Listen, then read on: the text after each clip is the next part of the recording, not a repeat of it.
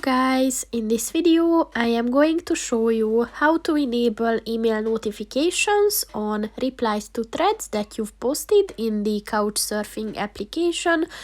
But first I just want to mention, don't forget to subscribe to my channel, because at 10,000 subscribers I am going to show you my whole YouTube revenue statistics and growth strategy, as well as how to make money online.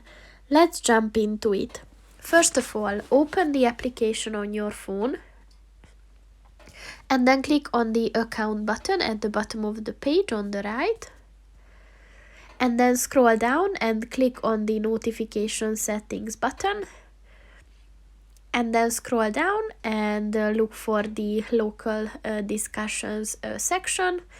And within that you will find the replies to threads you've posted in section. And below that you will find the email button. So in order to enable it, just click on the white circle next to it.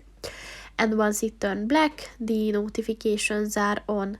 So that's pretty much it for this video, guys. See you in the next one. Goodbye.